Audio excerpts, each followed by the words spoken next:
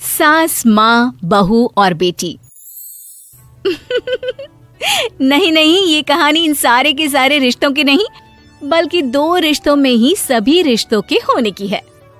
अरे बहू, मेरे और तेरे ससुर जी की रोटी मत बनाना, मैं बना लूंगी, दिन तक ठंडी हो जाती है। बहू जो कि एक वर्किंग लेडी थी। नहीं नहीं माँ जी, मैं अच्छे से कपड़े में लपेट देती हूँ ना, आप क्यों मेहनत करेंगी, माइक्रोवेव में गर्म कर लेना। अरे नहीं बहू, मेहनत मत कर, वैसे भी ऑफिस में कम मेहनत होती है क्या, जा रहने दे। लेकिन बहू मानती नहीं, वो सास ससुर की रोटी बना कर ही जाती है। दोपहर में खाने के वक्त ससुर जी कहते हैं, अरे बहू को रोटी बनाने के लिए क्यों मना कर दिया, क्या हो गया, ठंडा ही तो खाते आए हम लोग हमेशा से। अरे वो क्या है ना, सुबह ऑफिस जाती है, घर का सारा काम करने में वक्त लग जाता है, अरे थकती है वो अलग, तो मैंने सोचा बहाने से ही थोड़ा कम काम करवाऊं। ससुर मुस्कुरा रहे होते हैं। यह तो अच्छा है, बहू को समझना जरूरी है। वक्त बीत रहा था, घर में सब खुश थे कि एक दिन, माँ जी आप शाम को थोड़ा टहलने निकला करें, घर पर रह रहकर हड्डियां जाम होती है, पापा को भी ले जाया करिए, मैं वक्त पर तो आ जाती हूँ। बहू ठीक 5 बजे ऑफिस से घर आ जाती है। फिर चाय नाश्ता बनाकर सास ससुर के साथ बैठती, उन लोगों को सारा दिन का हाल बताती। रात को पति घर आता है। क्या बात है बेटा, ऑफिस से आकर कभी हम लोगों के साथ भी बैठा कर। अरे माँ, दिन रात काम करके मन ही नहीं करता, अगले दिन की फिर तैयारी होती है, आप और पापा ही कमरे में आ जाओ। इससे अच्छी तो बहू है, कितना भी थकी रहे, घर आकर हम लोगों के लिए चाय नाश्ता बनाना, फिर बातें करना। बहू ना होती तो हम बुढ़ा बुढ़िया तो बैठे ही रह जाते।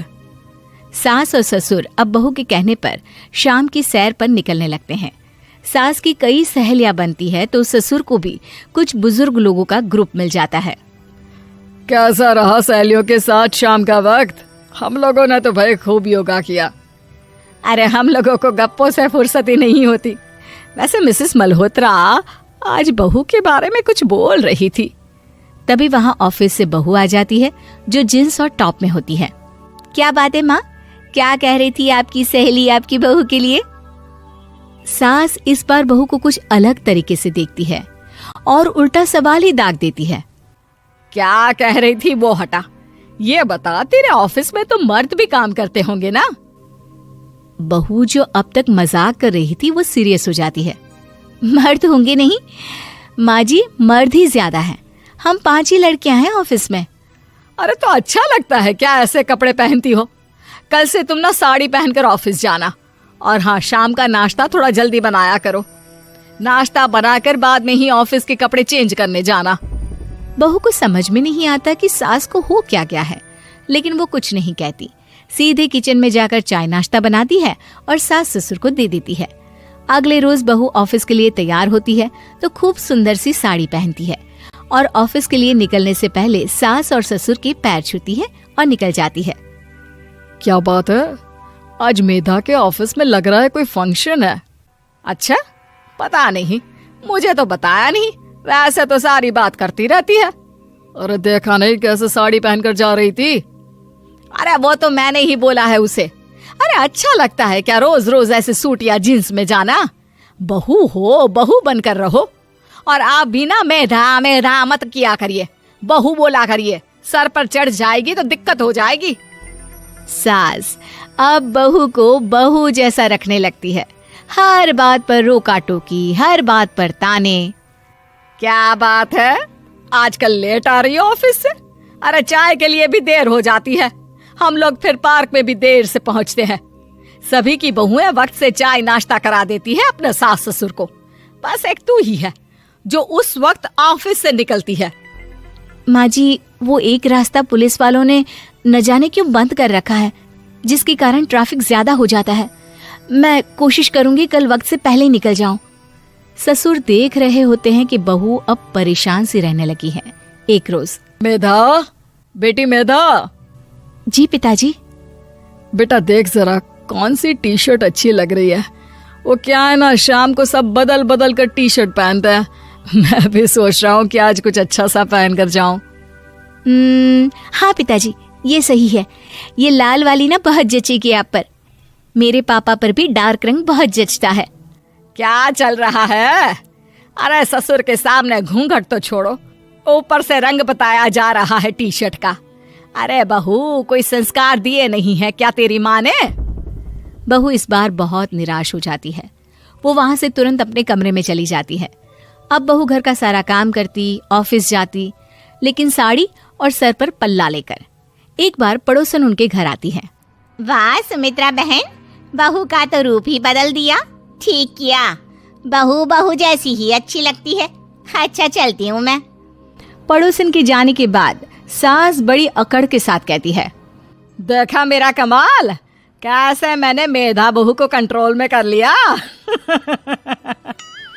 अब बारी ससुर के बोलने की थी। हाँ सुमित्रा, बिल्कुल ये काम तो किया है तुमने, लेकिन कभी सोचा क्या खो दिया? क्या खो दिया? मैंने तो कुछ नहीं खोया जी। खोया है, पहले बहू जब ऑफिस जाती तुम्हारे पैर छूकर तुम्हें गले लगाती, लेकिन अब सिर्फ पैर छूती है। हाँ जी, ये बात तो आप ठीक बोल रहे हैं। पहले घंटों हम लोगों से बात करती, कमरे में ना जाती, ऑफिस से आते ही खुद की चाय, खाना, नाश्ता सब हम लोगों के साथ करती, सारी बात बताती। लेकिन क्या तुम्हें पता है, बहू की तबीयत खराब चल रही है, वो माँ बनने वाली है। ये बात मुझे बेटे ने बताई कि तुम्हें बता दूं। अब सास की आंख में आंसू थे। वो समझ गई थी कि लोगों के कहने में आकर उसने क्या खो दिया। शाम को बहू घर आती है तो माँ किचन में पकोड़े तल रही होती है। अरे माँ जी, आप रहने दीजिए ना, मैं आ तो रही थी। अरे नहीं, जा तू चेंज कर ले, मैं नाश्ता और चाय टेबल पर ही लगा रही हूँ मेधा। सास के मुंह से अपना नाम सुनकर बहू को बहुत अच्छा लगता है। माँ जी, कोई गलती हो गई है क्या? मेरे होते हुए आप काम करे, ये ठीक नहीं है। संस्कारी और समझदार बहू सास को माँ समझती है, लेकिन सास की बेवकूफी उसे सास ही बनाकर रखती है। बहू, मुझे भी थोड़े संस्कार और समझदार बनने का मौका दे, जिससे मैं भी बहू नहीं बेटी को देखूं तुझ में। और हाँ, मेरा होने वाला पोता क्या कहेगा कि दादी ने तो मेरी माँ को बहुत परेशान किया। बहू सास को गले लगा लेती है। नहीं माँ जी, वो कहेगा कि माँ को तो दादी ने बेटी बनाकर रखा है।